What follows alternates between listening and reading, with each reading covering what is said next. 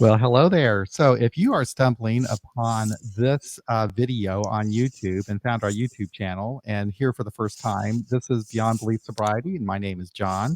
And we are a podcast that gives voice to people who are seeking a secular path to recovery from addictions of all kinds.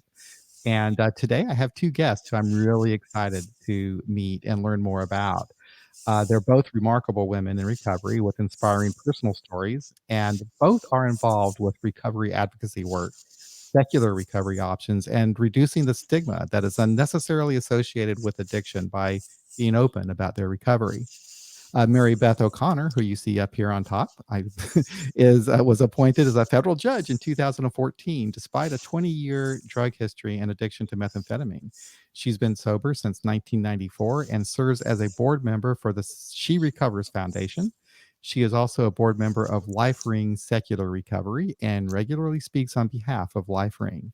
In August of 2020, she wrote an op-ed published in the Wall Street Journal titled "I Beat Addiction Without God," making her a must-have guest for this podcast. Welcome, Mary. Beth, good to have you here. Thank you. And Adrienne Miller, she also serves on the board of directors for Women for Sobriety and also the Seattle Area Support Groups, which is now known as Pure Seattle. She was appointed president and CEO of Sobriety for Women in 2018 and has dedicated herself to empowering women in recovery and also a perfect fit for this podcast. Welcome, Adrienne. It's nice to have you here. Thank you, John. I didn't know that Women for Sobriety has been around since 1975. That's pretty incredible. I don't know why I didn't know that, but can you all kind of tell me a little bit about what Women for Sobriety is and a little bit of history behind it, and who would be best to start with that? Probably me. Yeah. Okay. Thanks, Mary Beth. I call Women for Sobriety the best kept secret in the recovery field. But I'm not good at secrets. So I'm out telling the world about Women for Sobriety.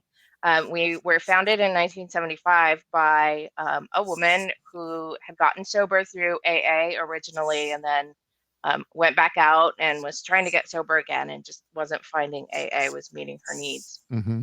She was also a sociologist, and so she was really interested in the role of women and how it's different than the role of men in our culture. Mm-hmm. And of course, in the 70s it was kind of in the first wave feminist movement, or second wave feminist movement. Anyways, there was a lot of feminism going on, Yes, it and was. so I she was, remember. yeah, and so she was kind of looking at the dominant paradigm of recovery and saying, well, this is not really meeting the needs of women. And at that time, now we have women's recovery programs everywhere. There's recovery programs at treatment centers. Back then, there really wasn't. And she was looking at some of the statistics and seeing that women were being labeled as hard to treat or, not as responsive to treatment. And her theory was that might be because they were being treated like men and that perhaps women needed something different, right? Mm-hmm. The dominant paradigm was kind of deflating ego, Yeah. right? And building in humility. And she kind of looked at the role of women in our culture and said, wow, I don't think women need help with that. I think it's quite the opposite for women, right? We need to feel empowered. We need to feel built up. We need to Right. feel a stronger sense of self and self-efficacy. And so the whole program was developed around that concept, Mm-hmm. around women, empowering women to really manifest the life that they want and to start to caretake for themselves in addition to others, and also to kind of address this overwhelm that women were feeling, especially back then, and it's gotten a little better, but not entirely. Mm-hmm. Of where we bring home the bacon and we fry it up in the pan, and we do all the dishes and the laundry and take care of the kids, and go to work full time, right? And this is it's still, like I said, it's getting better, but it's still pretty common that women are just kind of the de facto home managers in addition to working full time. And so teaching women and empowering women to kind of take more control of that, take a more proactive approach to problems, and then also changing their thinking, right? Rather than have to do all this Hmm. to, um, and I'm not good enough to advocate for myself. To, hey, I'm a pretty great person, and I can advocate for myself, and I can create the life that I want. So that's really how Women for Sobriety was founded, and that's kind of the goal of the Yeah. program, is to really empower women to take control of their lives. Okay, so is it purely peer support, and is there some sort of like a program like Smart Recovery has, or something along those lines that they follow? Yeah, so we have 13 statements. They're the 13 acceptance statements, and they are designed, they're basically affirmations Okay. designed to build up a woman's sense of self and self efficacy. So Hmm. things like, I have a life threatening problem that once had me, and I am what I think. And then also some more kind of pragmatic tools like negative thoughts destroy only Hmm. myself, and problems bother me only to the degree I permit.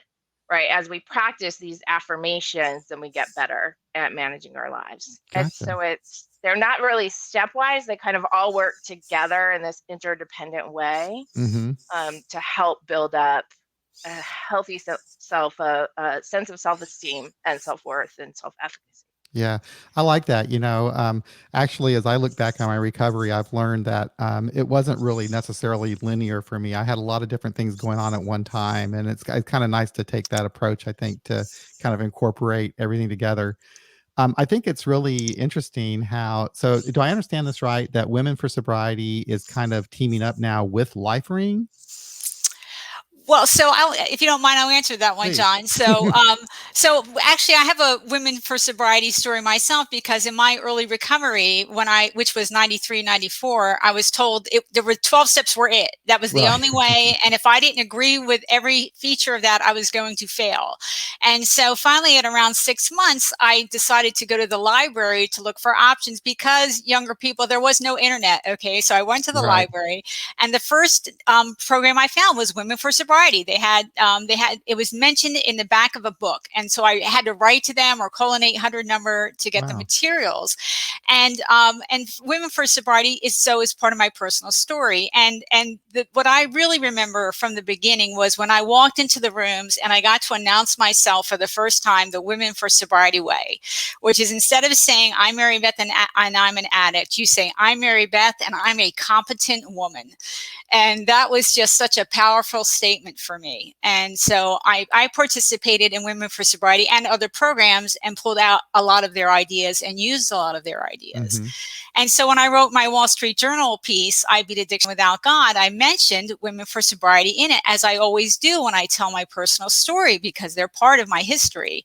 And so I thought, oh, well, the WFS might be interested. So I sent it to them and said, hey, FYI, heads up, you're in the Wall Street Journal.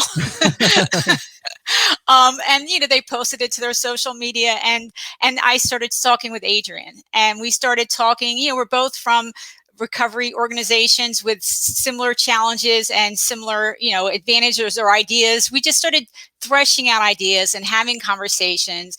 Like when COVID hit, we talked about, how are you adjusting to Zoom? What are your technical Hmm. issues? How are your members responding to being online? All of those types of things. So we started just, being mutual support, sharing ideas.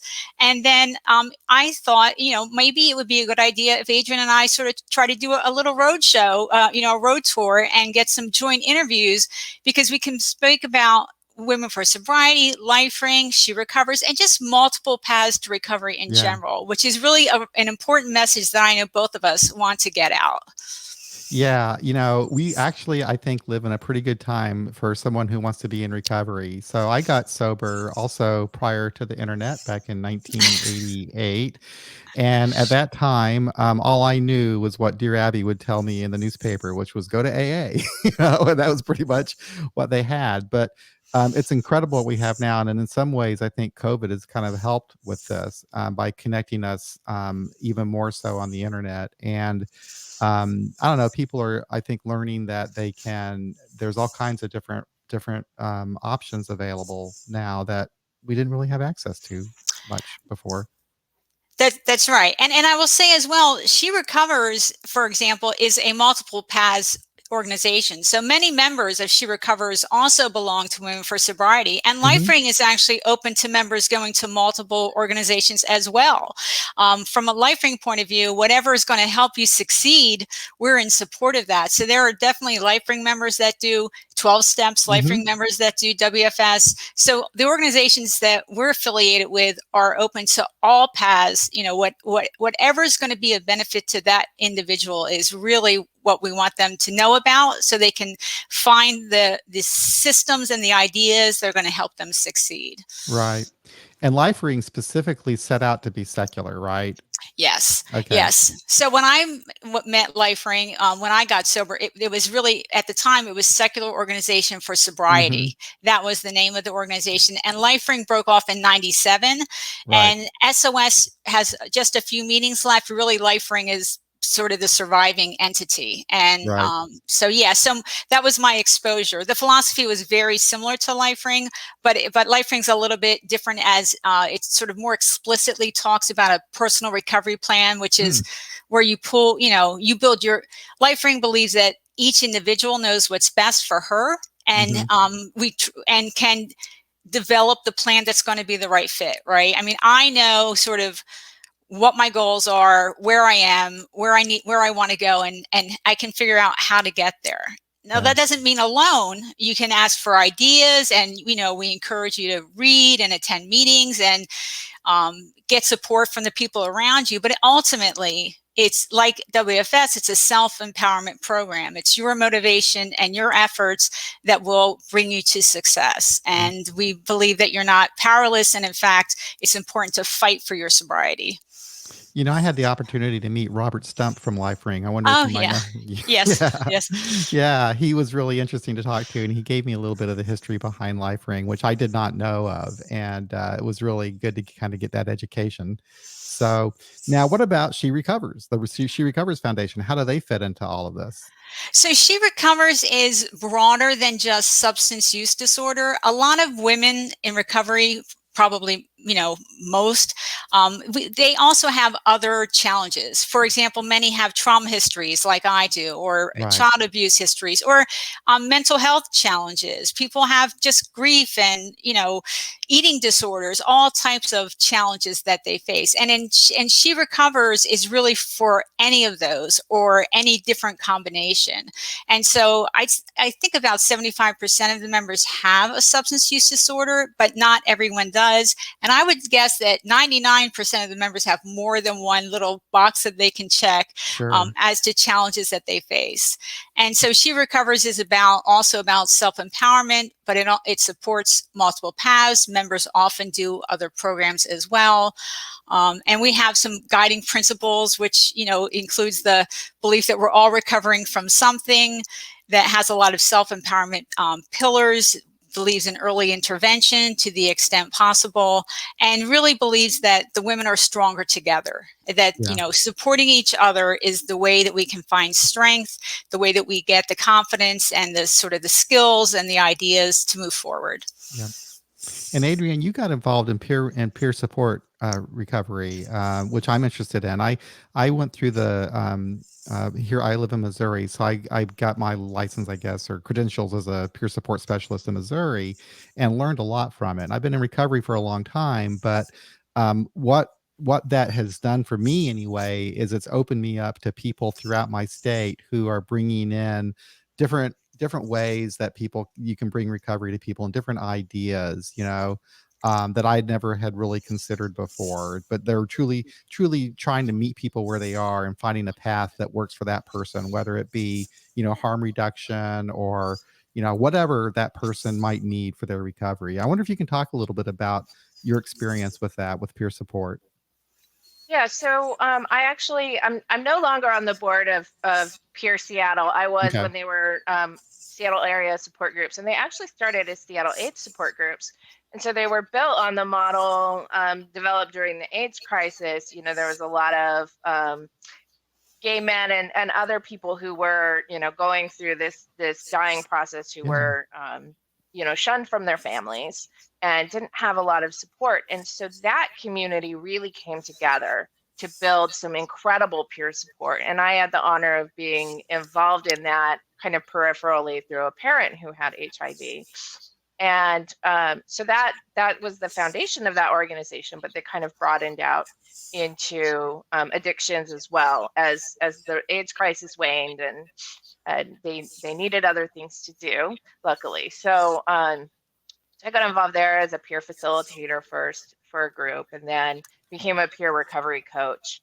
And I love the peer recovery coach movement. And that's really why they shifted to Peer Seattle, and now they do a lot of peer coaching.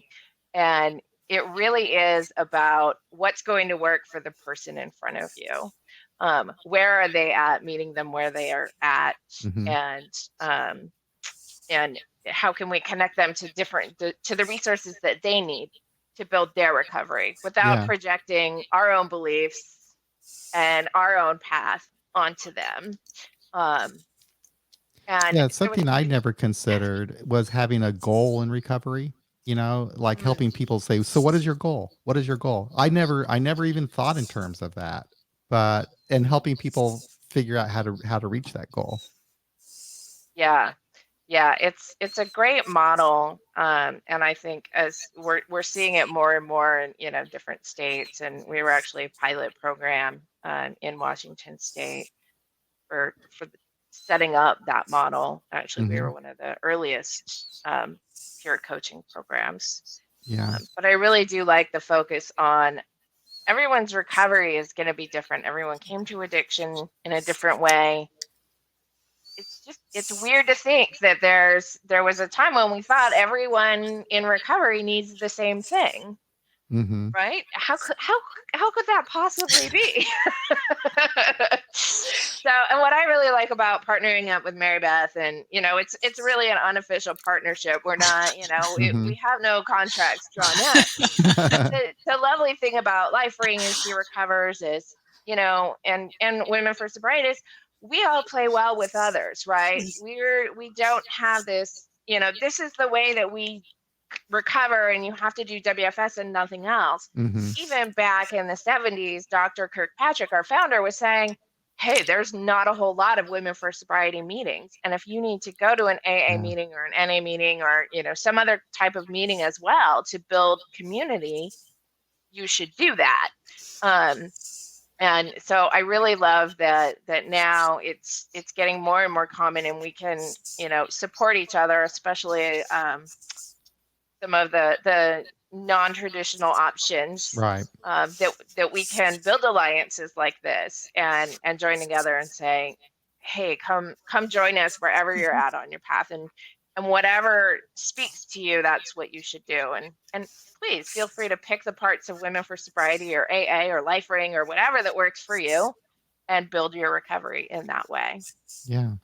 It's interesting. I was speaking at an AA group the other day, and I was talking about how I like to participate in Smart Recovery and my peer support groups and other things. And somebody suggested that I was just nominally involved in AA, and it just kind of struck me as odd. It's like, why do I have to be so fully involved to be accepted into your community? It kind of was a wake up call to me. But I wonder, and this might be a question for both of you, if that mindset that we have of the everybody has to have their own track, their own little silo, is that still a predominant view in treatment facilities today? Is it getting better? Can you talk about that?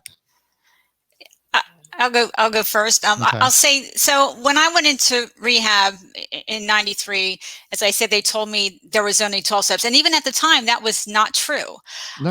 And I think it is better now. I mean, when I went into my rehab, I didn't know it was a 12-step house. I thought it was a medical facility that I was going to for treatment. And I was really floored that they were only giving me one option. And it was an option that absolutely was impossible for me to do. That stunned me. Wow.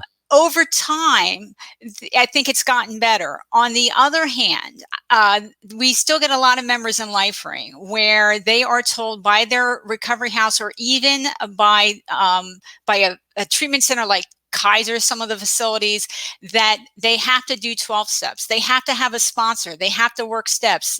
Well, if you want to go to these other things on the side, maybe we'll let them sign the paper for you, but you still can't graduate if you don't do all these other things. Wow. And there are still a number of facilities that are primarily 12 steps or exclusively. So it is an ongoing issue.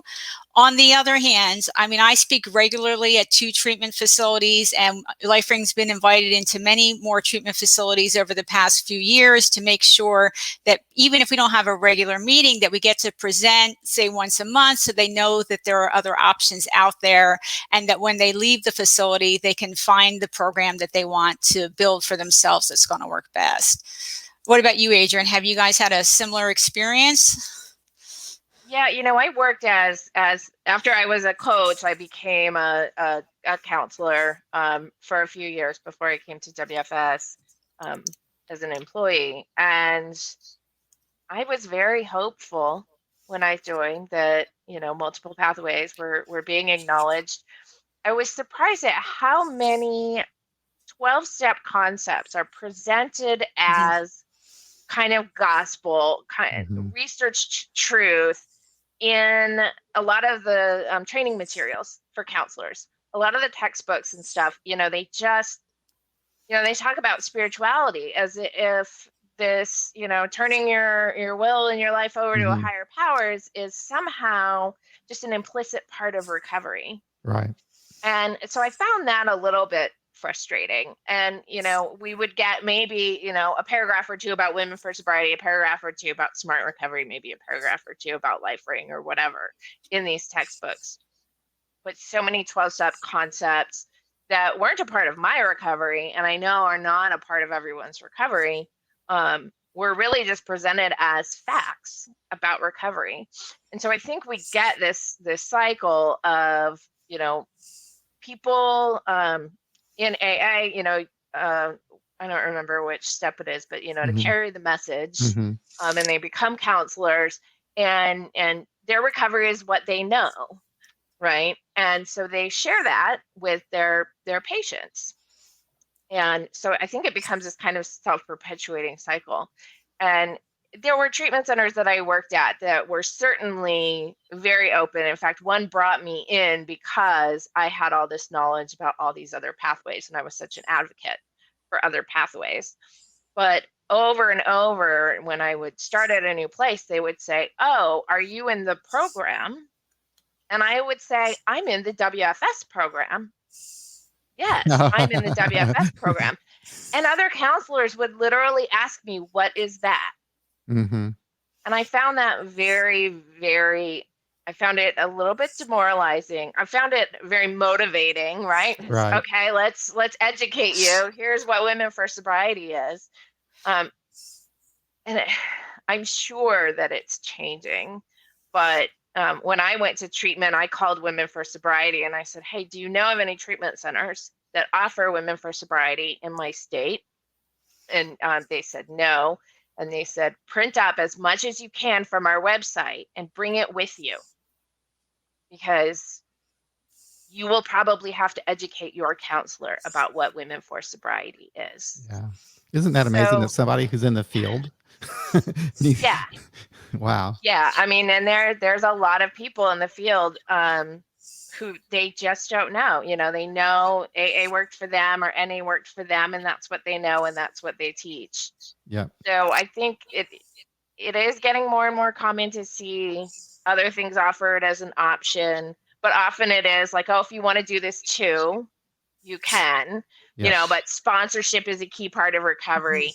Finding your higher power is a key part of recovery. Some of these concepts that are very, very specific to the 12-step tradition are being taught as just a part of recovery, and you're not doing recovery if you're not doing those things. And that is concerning to me because, you know, I've never written my entire drug and alcohol history. I've never given my will and life over to the power, to a higher power. I've never had a sponsor, right? So it's concerning to me that there are still a lot of professionals out there who that's just Yeah. That's how you do recovery. Yeah, and someday I'd like to do an episode on sponsorship in 12-step programs, because there's actually a dangerous component of that Mhm. as well. That it can get a little bit crazy.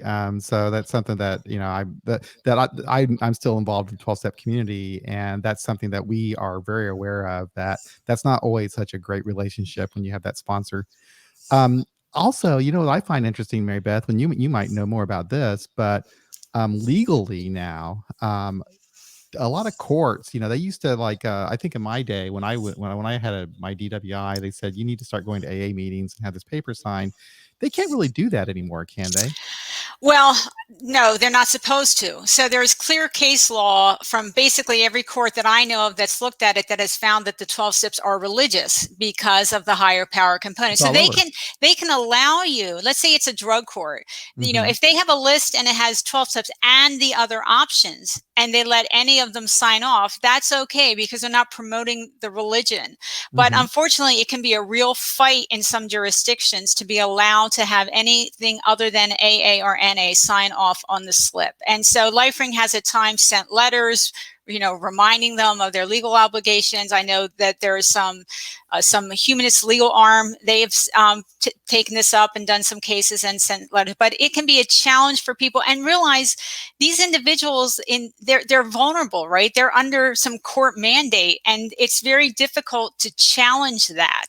Hmm. I know that we had a LifeRing member who was in jail, and they were giving credit, like good time credit that reduced your sentence if you went to the 12-step meeting, but they wouldn't give credit for doing any other type of recovery.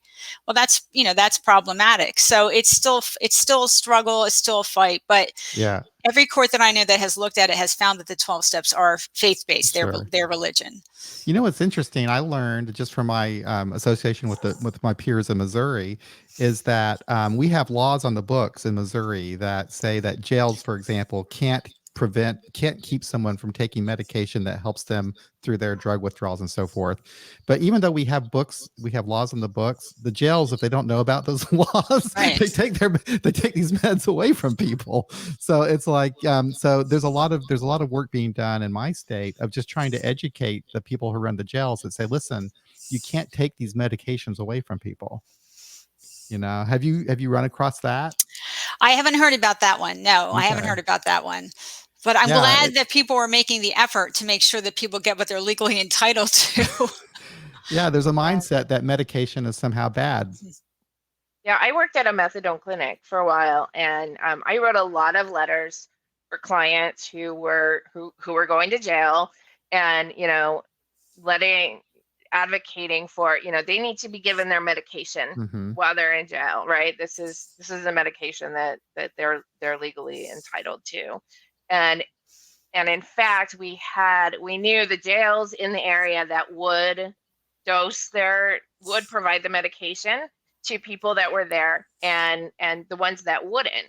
And so part of my letter that I would write to the judge would be, please remand this client to this location to serve their time so that they can get their medication, because Hmm. they need to get their medication. It was, not what one would expect their job to be as a counselor, to advocate. Of course, a lot of my clients would say, well, can't you tell them I can't go to jail because I need my medication? No, I can't tell them that. But I can recommend that you go, to this location for your incarceration so that you can still get your medication. But it is, yeah, it's a big thing. And, the other thing, the way that a lot of it happens in Washington state anyway, is that the courts, like I know you get a DUI, you choose your own treatment program. Say if Okay. you're doing an IOP program, an outpatient program, to get educated and to help you stop drinking because of a DUI, you can pick your treatment program. If you don't know that certain treatment programs rely on the 12 steps, then you might just sign up for one. And so and those treatment programs can require that you go to AA and not accept any other notes. Yeah. So So in effect, the courts are outsourcing the AA requirement, right? So the courts aren't requiring people to go to AA, and they're requiring that they go to treatment. And someone who's vulnerable and is, facing the overwhelming legal issues involved with the DUI and trying to get sober at the same time, they find a treatment program and they enroll in it, and that treatment program doesn't give them any options and says we will only accept slips signed at AA meetings or NA meetings. Yeah. And so it's a strange little way of kind of getting around the law. The judge didn't say you have to go to AA, but they end up in this situation where they have to go to AA. And to change treatment centers in the middle of treatment is often seen as a negative by the courts when you're in a DUI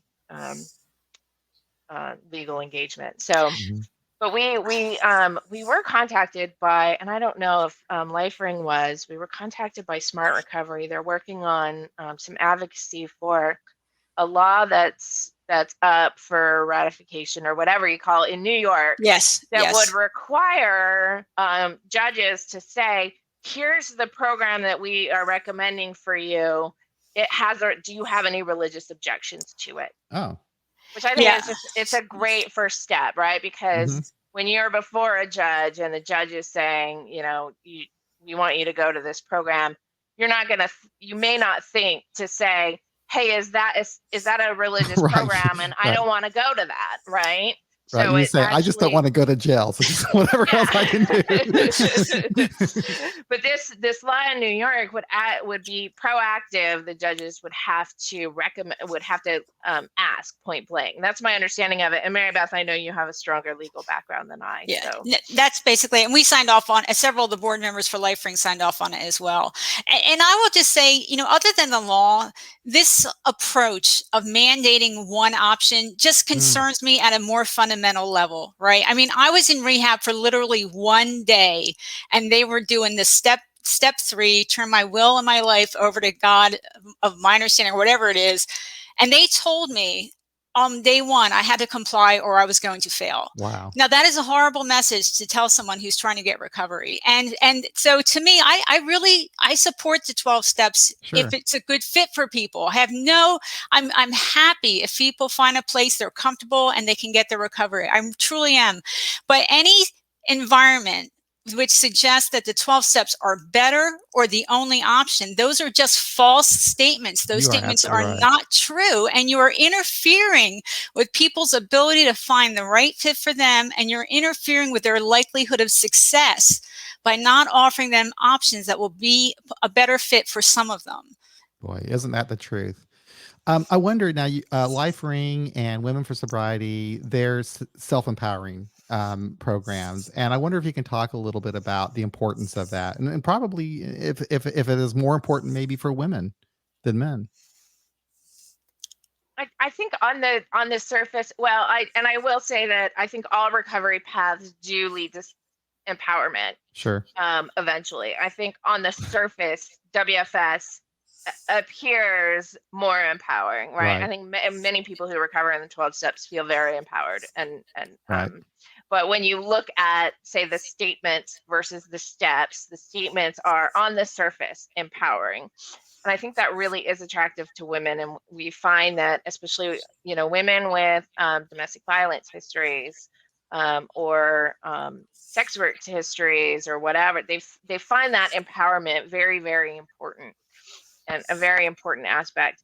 And we've seen there's research out there that shows that a sense of self-efficacy and a sense of empowerment and a sense of control is correlated with better recovery outcomes, right? That is supported by research. So I think it's really important that people feel empowered and feel like they have that control. I don't want to feel like, I could just drink tomorrow. I feel like, hey, I can probably stay sober the rest of my life. I have to keep doing all the right things, but I can pretty easily say, like, I don't think I'm ever going to drink again because I put all the things in place in my life. And that's not That's not me, getting complacent or, false pride. That's just me saying, like, I have a realistic view of what it takes, and I'm willing to do the things that it takes. Right. Yeah.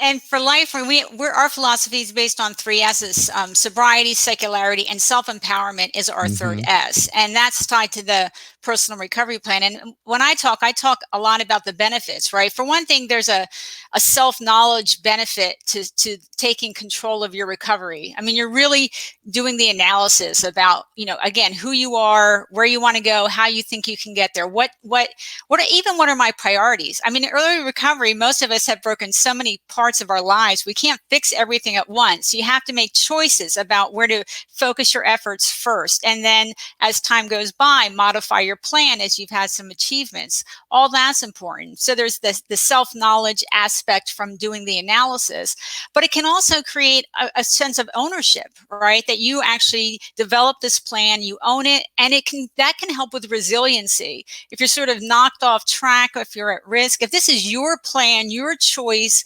it can be easier to get back on track. But Adrienne's also right. So to me, the self-empowerment part of recovery is sort of practice grounds for the rest of your life. Yeah. Because if you gain confidence that you can make good choices and guide yourself forward, and you get to practice that and experience that success in recovery, well, those are the same skills and techniques you can apply to the rest of your life, to all the other areas of your life. And that's, to me, how you get what I like to call big R recovery, right? Which is recovery in every area of your life, and that strong, solid foundation. One can lead to the other. Mm-hmm. So, I got sober when I was 25 years old. I'm 59 now, so that's a huge long time ago. But I often think back to my younger self when I was getting sober and the messages that I was given. And it was all about I needed to somehow tear myself down to build myself up. And the problem with that was I was already torn down. And I look back at that time and I'm amazed that I lived through it. But I think what really saved me was what was going on when these people weren't grabbing me and taking me to the corner and telling me how screwed up I was, but when I was just kind of hanging out with my friends after those meetings. That's what really helped me out more than anything. But yeah, I just, I talked to someone, a friend of mine, who wrote a book. I think it's titled "We're Not All Egomaniacs," and she's talking about how, you can look at, in her instance, she's looking at 12 steps, but from the perspective of building self-esteem as someone with low self-esteem. And that was just such a great way of looking at it, that it would have saved me, I think, a lot of time if I would have had a more self-empowering message from other people, rather than hearing I can't trust my thinking and you just need to find God. so anyway, I'm not trying to put it down. And I know we're not here for that. And you're not, are you? You're not here to suggest that there's anything wrong with 12 steps or anything like that, are you? I went to lots and lots of 12-step meetings in the beginning, partly because in Women for Sobriety, there's that recommendation. Hey, we had one meeting a week in the Seattle area, and I definitely needed to sit in a room with other people who got it way more often than once a week. Yep. And I've learned some wonderful things in the rooms, in those rooms, and met some just really brilliant, wonderful, compassionate, loving people. So, I think I have my own personal distaste for certain aspects, like Mary Beth, I agree that, I think the saying there's only one way to recover is a bit dangerous. Yeah, that's totally. But, if people find 12-step concepts helpful, and there's certainly plenty of helpful things about the 12 steps, then you should do that, right? There's enough recovery to go around. There's enough addiction that for all of us, and different people are going to find different things helpful. And definitely, I mean, you can't argue with the almost 100-year history of success of the 12 steps. they're, you know, they're coming up on 100 years. I know it's crazy, Um, but you know, I always equate it to I don't care what program you throw in there. If you can find some people, in my opinion, that will just support you in your desire to get better and to stay sober, that is really what did it to me. I think that they could have put anything else in there that I could have done, but it was those people that kept me sober. Sometimes I think I got sober in spite of instead of, but I don't know. Again, I'm not. I had a long experience of being a conformist and then not conforming and having some pushback over that, and so I'm still kind of dealing with that a little bit. So bear with me as I get through that. Now, I do want to. We talked about a lot of topics, but this is one that I'm interested in that you suggested that we might even want to talk about, and it has to do with harm reduction and medicated assisted recovery. And I wonder if you can talk about that and how maybe that might fit into Women for Sobriety and even LifeRing. well, for Women for Sobriety, you know, we say we have a life-threatening problem. That once had me, and we have a long history of supporting the body in numerous ways. Our founder was very anti vitamins and supplements to kind of support the physical health. And we've never had any kind of taboo against medication in WFS. That's between you and your doctor. And if it's helpful, if it's, you know, science backed, then that's what you should do. Again, you know, if it works, then that's what you should do. And, you know, I've worked in medicated assisted recovery, and I remember in my interview, they said, you know, medication assisted treatment, should we call it harm reduction? I said, I don't think we should call it harm reduction. They said, well, what do you think we should call it? I said, I think we should just call it recovery. Yeah.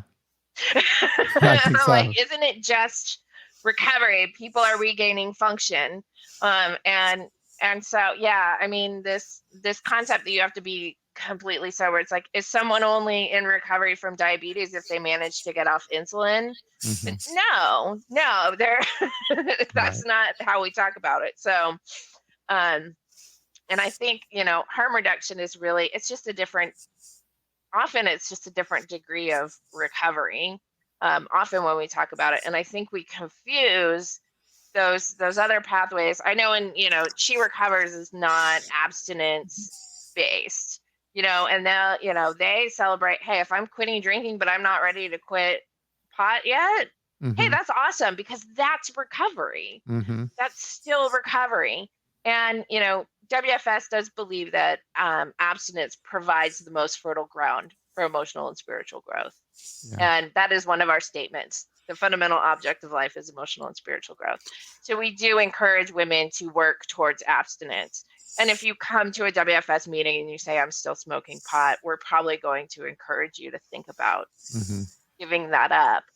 But we don't celebrate days. Right.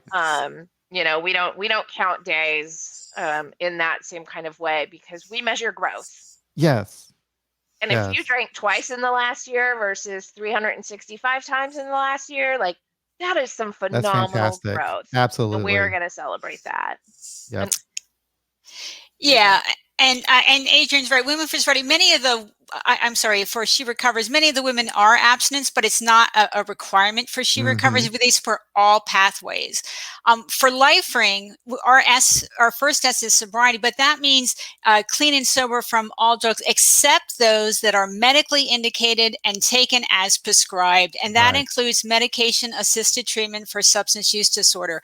LifeRing doesn't believe it's in the position to get between a member and their doctor. And so if they're taking as prescribed, then that still is sobriety in LifeRing terminology. And I did also just want to mention the harm reduction, one aspect of it. And I feel sort of obligated as somebody with 27 years and who was actually not just a methamphetamine addict, but I was an IV meth user. And I used the needle exchange when I was in the last 5 or so years of my substance use disorder. And I really believe the reason I got sober and didn't have a lot of other medical conditions trailing along with me is because of that needle exchange. And so that's a type of harm reduction. I mean, in general, I pretty much any type of harm reduction. But that's one that I know sort of has a societal trigger sometimes, that why are we doing these things, giving people, safe injection sites or giving them needle exchanges. And for me, it's a health and wellness decision. Absolutely. And it personally benefited me. Yeah, it's life-saving. I did an episode with an organization in Canada that runs safe injection sites in Toronto and Vancouver, and it was fascinating what I learned from them about how, first of all, they do have safe injection sites in Canada that are sponsored and supported by the government that are totally legal, but they also have these pop-up injection sites that have popped up all over in different areas that the police are just allowing to exist because they do so much good. I mean, they have saved lives. And so learning about that and then getting involved and connected with these peers in Missouri, I'm learning that even in Missouri, we're wanting to have safe injection sites. But the problem is the feds will come in and arrest us, I guess, if we do that. Can you talk about that a little bit? Do you know much about safe injection sites, and how can we make that possible in the United States? Because I think it's in the United States where it's a problem. Yes. And so I have some knowledge, but it's not my total area of expertise. But I wrote a piece for the Philadelphia Inquirer that I support Safe House, which is their facility that's trying to get a safe injection site up and running. And they titled it, I'm a former federal judge and I support Safe House, and here's why, or something along those lines. And they actually lost in court. They lost at the Third Circuit, I believe is their circuit, because the federal government does have laws against giving someone illegal drugs. You're not allowed to do that. And Safe House had a lot of valid arguments. They had good legal counsel pointing out that it was really for a medical purpose. They actually weren't giving the drugs. They were just providing the facility and some of the paraphernalia for clean and safe injections.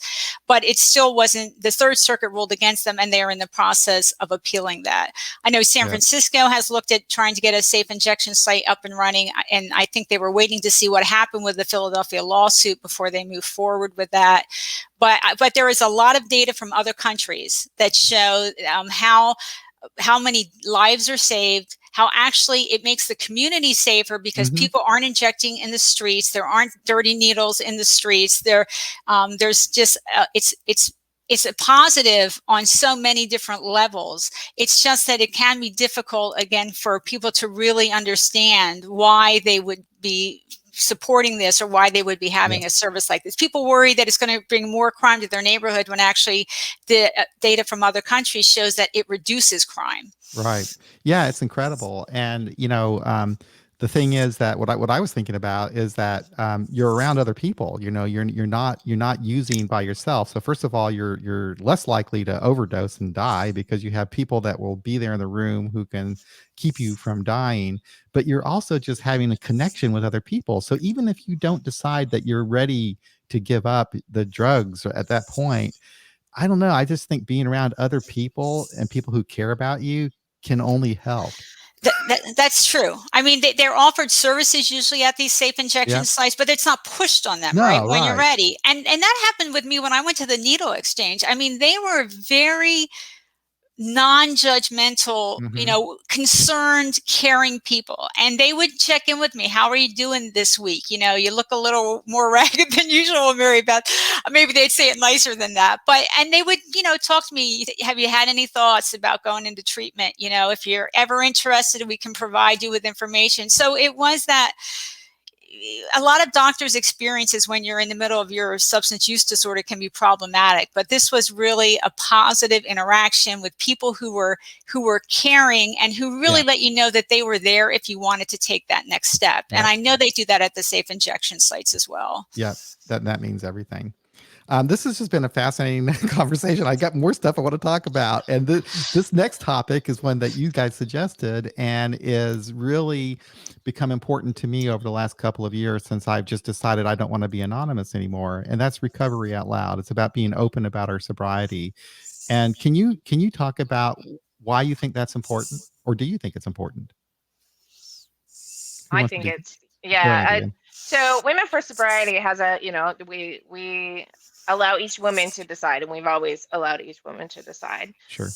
And there are definitely women who choose not to be open about their recovery. And we were some of the pioneers in online peer support. We were online as far back as 1995 with online meetings, and I think we had an AOL group. And that was definitely, you know, attractive to a lot of women because they could remain pretty much completely anonymous that way, at least to each other, maybe not to hackers.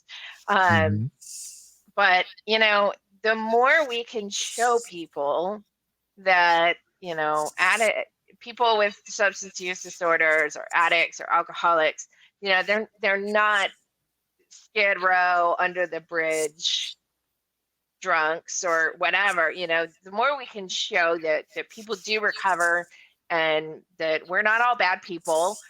We haven't all stolen from their grandma. I've never stolen from my grandma. Not once did I ever steal from my grandma. So, you know, I think the more that we can role model that recovery is possible, the more hope that we give to people, the more we're going to destigmatize addiction. And I think the more we'll fight that concept of you have to hit bottom. Right. I think that's a really dangerous concept. So the more I can say, hey, recovery works, and we've seen this, that bottoms are getting higher and higher, right? As recovery has become more in the conversation. You know, we've even got this gray area drinking or sober curious movement, right? Yes, I love These that. are people who they probably, you know, maybe they've woken up hungover a couple times and they're looking at that and going, is this what I want my life to be? Right. And that is because people are talking about recovery. Yep. So I think, yes, it definitely needs to be up to each individual. And, you know, the more that we can recover out loud, the more we can show how much it's possible, and the more lives we can save. Yep. Yeah, I agree with all that. I mean, for me, as I say, it's hard to be more open in your recovery than to announce in the Wall Street Journal that you were a meth addict. But even the IV side, I talk about. I actually call my personal story from junkie to judge, and the reason I do that is because I feel like there's a social resonance to both words, right? There's a positive social resonance to having been a judge. I'm retired now, but there's a negative social resonance to having been an IV meth addict. There's sort of a hierarchy in society about addiction. It's better to you know, drink alcohol than to pop pills. It's better to drink alcohol than to do coke. It's better, or meth. It's better to pop pills than to shoot speed, right? My use disorder was sort of at the bottom of the societal spectrum. But yet I recovered, you know, and I have 27 years and I had a good life, and I've, you know, made contributions to society. And I do want to model that, to just let people know that's possible. And I particularly feel the obligation now that I'm retired, because I can speak without professional ramifications, and a lot of people can't. And so I want to do that. And I also feel an obligation because I have 27 years of secular recovery, right? A lot of people, they went from doing the 12 steps into something else, but I went to 12-step meetings, but I never agreed with the philosophy, and I have 27 years. And so I you know, just want to reassure anyone, including like the family members, right? I think a lot of family members only heard of AA. That's all they know. And if their family member says, I want to do Life Ring, or I want to do WFS, sometimes they get pushback. Like, are you serious about your recovery? And I'd like to say, just tell them, you know, Mary Beth went from junkie to judge, and she did it the secular way. So it's okay, you know, that it's a viable path. It's equally effective. And if it's the right fit for you, then, you know, that's really what you need to do. I love that you did it from the beginning. And I've met some others that have too. I just admire that so much, because it just shows that, you know, you just had this belief in yourself that, no, that is not for me, you know, and that you had the courage to say that and do that and to find your own way. It's just, to me, it's just absolutely remarkable, because that was not my experience at all. I was like, whatever, you know? So, yeah. But this being open about recovery for me has become so important over the last couple of years. And it just got to the point where I've been sober a long time, and I was tired of living a double life. I was Mhm. tired of having to, if I was going to go to a recovery conference or something and was going to take some time off work, to have to keep that a secret from people at work. And so I just decided, you know what, I want to be the same person wherever I am. Mhm. And so one time I was taking off work to get my training to be a peer support specialist. I told my boss exactly what I was doing. And it was just such a freeing experience. I don't think she even cared to know, but just to be free to be able to say that meant everything to me. And like you said, Mary Beth, I'm in a position now where I can be. When I was first getting sober, I might not have been strong enough to want to be out and open like it, but Mhm. I can do that now, and that's a service. It's a service Right. for others.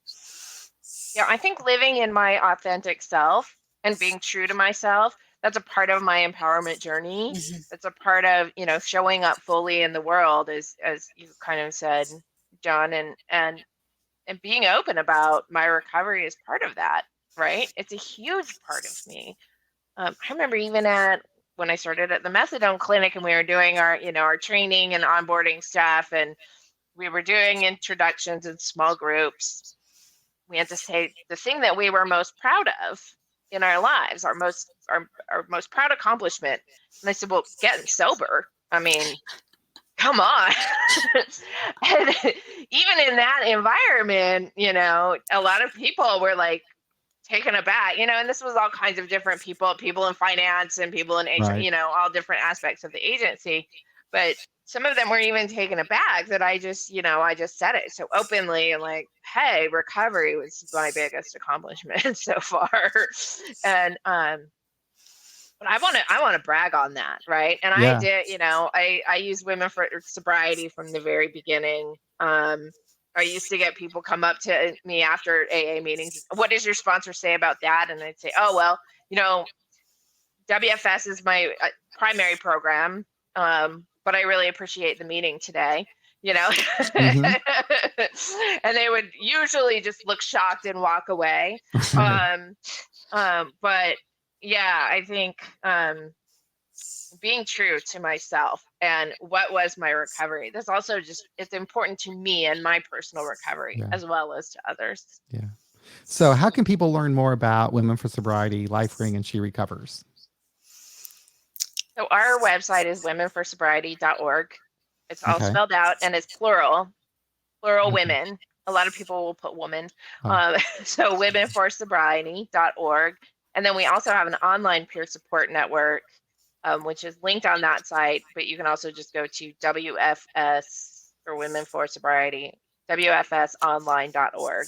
okay. And we have online meetings there and a full site where you can leave messages and leave calls for support. And Okay. it's Be a sure to great link site. those to the show notes and YouTube, so that people can find you, and also your websites as well, so they can learn more about you. Is there anything else that we should talk about before we sign off? Can I just mention our websites while Yes, we're ma'am. doing it as well? Hmm. Thank you.